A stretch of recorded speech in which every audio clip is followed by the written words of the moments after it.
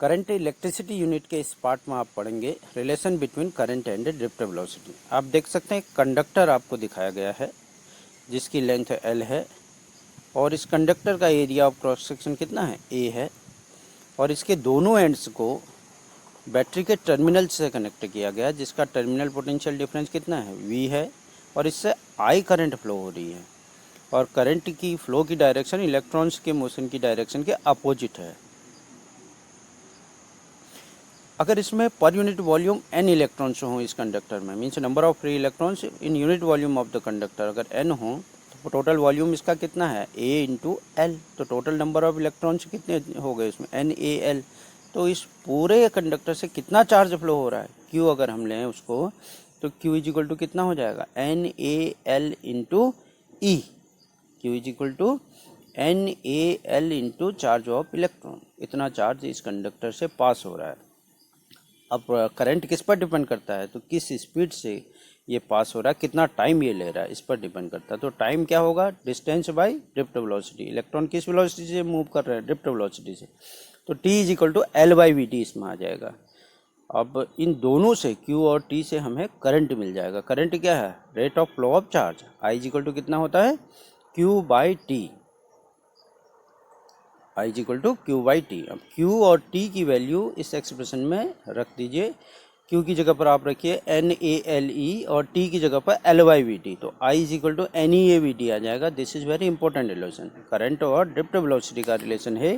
Current is equal to NeAVT आपका relation आ गया।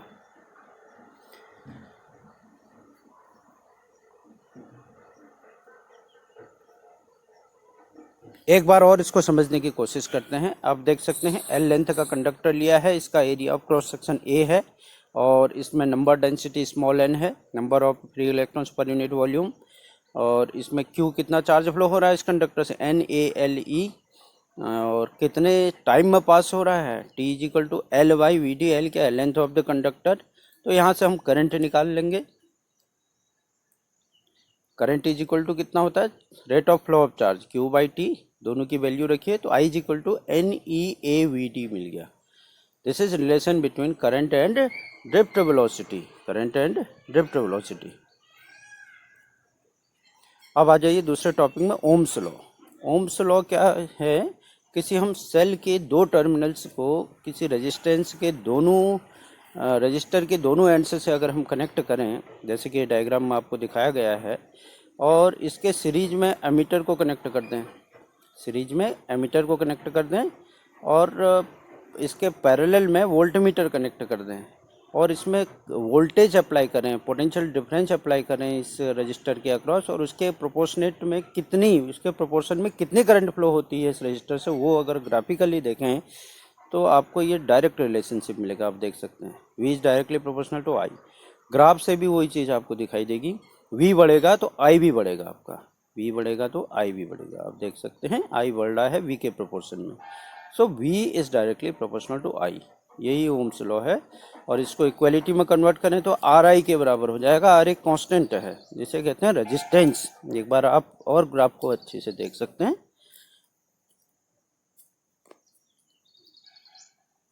तो ओम्स लॉ का स्टेटमेंट क्या हो जाएगा, the current flowing through a conductor is directly proportional to the potential difference applied across the ends provided temperature remains constant. और जो दूसरी फिजिकल कंडीशंस हैं like physical strain etcetera also remains unchanged. ये है Ohm's law. तो V is proportional to I is equal to R into I। R क्या है, constant, जिसे कहते हैं रेजिस्टेंस ऑफ द कंडक्टर। ये एक प्रॉपर्टी है। रेजिस्टेंस क्या है, उस कंडक्टर की प्रॉपर्टी है जिसकी वजह से क्या करता है, वो चार्ज के फ्लो को अपोज करता है, का विरोध करता है, उसको फ्लो करने से रोकता है। So that is called resistance. इसकी SI यूनिट होती है रेजिस्टेंस की, ओम। इसका सिंबल आपको दिखाया गया है, आप देख सकते हैं। अगर हम करंट और ड्रिफ्ट वेलोसिटी के रिलेशन से R की वैल्यू निकालना चाहें तो आप इसको देख सकते हैं। I is equal to NeAVT। VD क्या है, drift velocity, E/m into tau होती है। माइनस साइन शो करता है कि ड्रिफ्ट वेलोसिटी और इलेक्ट्रिक फील्ड अपोजिट डायरेक्शन में है। इलेक्ट्रिक फील्ड क्या है, potential drop per unit length. E को आप V/L से रिप्लेस कर दीजिए और माइनस साइन को हटा दीजिए क्योंकि मैग्नीट्यूड केवल आपको लेना है। V D equal to E V by M L into tau आ जाएगा। इस वी डी की वैल्यू को ऊपर आप करंट के साथ रख के एक्सप्रेशन में रख दीजिए, तो I equal to N E A E V by M L into tau आपको मिलेगा। यहाँ से V by I is equal to resistance निकलेगा। ओम्स लॉ को आप यूज करेंगे तो V बाई आई को एक साथ लिखिए तो दूसरी साइड में आपको M L by N E square A into tau मिलेगा। तो ये R है V बाई आई R है, तो m by N E square tau into L by A उस कंडक्टर के डायमेंशन से है, लेंथ और एरिया, उसको हटा दें तो और जो दूसरा टर्म ब्रैकेट के अंदर है कांस्टेंट है। ये कांस्टेंट कहलाता है रो, जिसे कहते हैं रजिस्टिविटी या specific resistance of that conductor. ये डायमेंशंस पर डिपेंड नहीं करता है, एल या ए पर डिपेंड नहीं करता है। एल अगर 1 हो, ए इज इक्वल टू 1 हो, तो उस केस में जो उस कंडक्टर का रेजिस्टेंस होगा वही उसकी रेजिस्टिविटी कहलाती है। So specific resistance of a conductor is the resistance of a wire of unit length and unit area of cross section. ये स्पेसिफिक रेजिस्टेंस है। So this is all about this topic. Thank you.